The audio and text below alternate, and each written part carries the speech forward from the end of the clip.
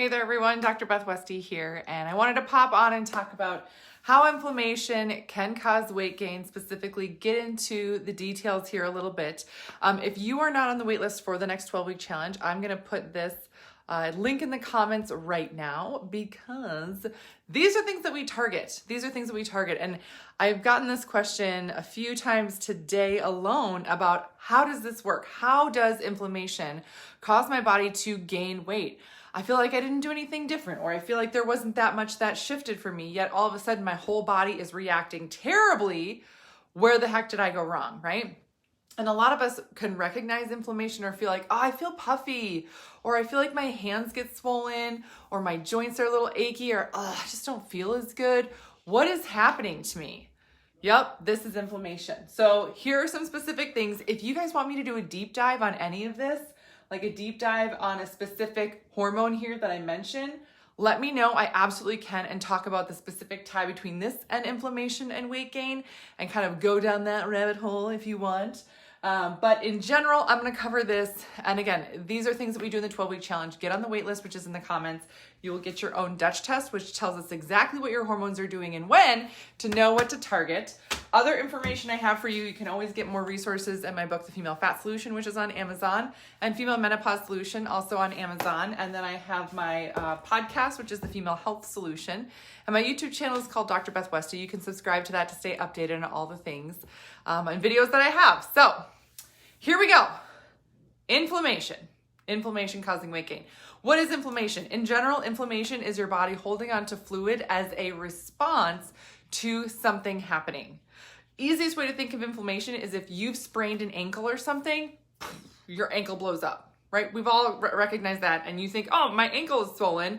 I injured it. So there's this, my ankle is now this softball. Yep. The fluid is there. It's trying to protect the joint from preventing it from getting further injured. So it has that fluid and pain and everything else. Now, as the ankle heals, the swelling will come down and everything else. Great, right? That's great. That's a body's natural response. Now, your system will have the natural response of inflammation from a lot of different things. And this can be a healthy or positive thing. Sorry, that was a dog squeaker, dog toy squeaking.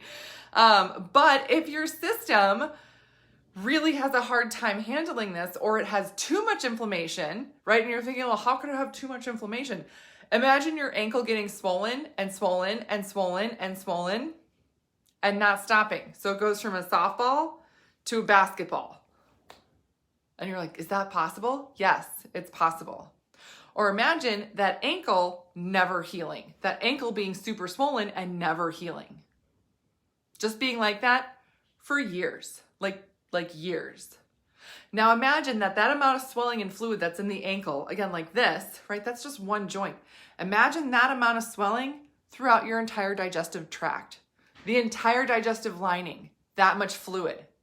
You've seen those, those little like sponge toy thing, like little dinosaur things, and you put it in water and they go, that's what can happen in your gut lining. No joke. So of course you can have this amount of inflammation literally weighing you down, and then it ruins the function of everything else. Oh, tell me more. I know, right? So inflammation can cause this weight gain, not just overall like the fluid reaction. This can also cause weight gain and actual fat accumulation on your body frame as a response to inflammation to protect you from that. Inflammation and fat acclimation, so increased body fat percentage, is a way that your body protects itself. Can it not though? But it does, right? So we have to look at why that's happening and reverse that versus just looking at, oh, eat less calories, blah, blah, blah. Because again, think about that, the ankle being swollen is a simple example. That it doesn't matter, like your body doesn't care how many calories you're eating that day if your ankle is blown up like that, right? Yeah, that's what's happening in your body. Okay. So inflammation causing weight gain deals with your hormones, right? The first one I have listed here is leptin. Leptin is a hormone that helps you. Leptin and ghrelin work hand in hand together. They make you feel hungry and feel satiated. So the leptin, you actually just keep feeling hungry. So you will keep eating. Your body doesn't actually feel full. Your stomach might feel full, but your brain doesn't get that message of like, yo, we're satisfied. We don't need any more food right now. So it just keeps eating, eating, eating. That's a leptin issue. Leptin resistance also is a thing. Let me know if you want me to talk more about that, but that's something that not enough people know that they have, that leads to them continuously eating, even when you don't even realize it, because your brain is being told that it needs to keep eating. Cortisol levels, increased stress, right, causes cortisol reaction. This causes weight gain and weight loss resistance at the same time. Yay! Right? This specifically will cause you to store more fat. The cortisol connection, you store more fat, specifically abdominal fat. I know, right? Estrogen. Estrogen plays a huge role in weight loss resistance, along with other hormonal imbalances and hormone issues and things like that. But estrogen also plays a huge role in weight loss resistance. Yes. Gut issues. Inflammation in the gut. You're going to have bacterial imbalance. Sorry, that's the dog toy. I'm telling you. Bacterial imbalance and a yeast and candida overgrowth issue too. Super easy to kick that off when you have inflammation in your gut. Histamine reaction. You can have a histamine reaction anywhere. Now, you might be thinking, well, if I have a food sensitivity or something, of course, yeah, but also this can just be from other inflammatory foods. You don't have to have a specific food sensitivity to it. You will then gain water weight. And you might be thinking, well, where do I gain the water weight? Everywhere you gain the water weight. Oh my gosh, yes. Thyroid, if you have inflammation in your system and it's impacting your thyroid, it shuts down your metabolism. Like, this doesn't work for you anymore then. And have you ever gone to get your thyroid tested because you're like, oh my gosh, I know I have a thyroid issue. I know I have a thyroid issue. My metabolism is crap. It must be my thyroid.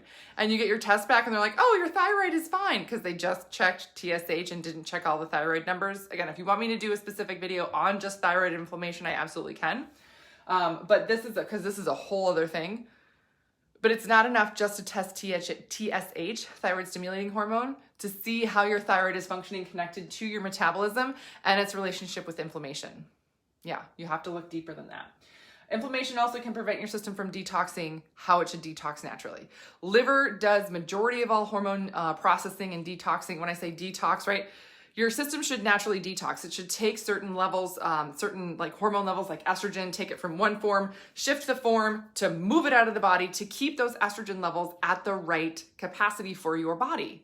When those detox pathways are interrupted or don't happen, that conversion doesn't happen, you still retain more and more and more levels of estrogen, which throws off your other hormonal imbalance and all those other things. This sounds terrible, right? Yes, yes. So it impacts your liver and your kidneys and how well they can detox. And now you're probably thinking, oh my gosh, that's like everything. It's like impacting everything in my body and all these other systems and all this other stuff. Yes, yes it is. Yes it is. So when I go through hormone tests with women, we can see on the Dutch test if you have systemic inflammation impacting all these things. I can see on a gut test and a GI mapping test if you have inflammation that is interfering with how your body is functioning.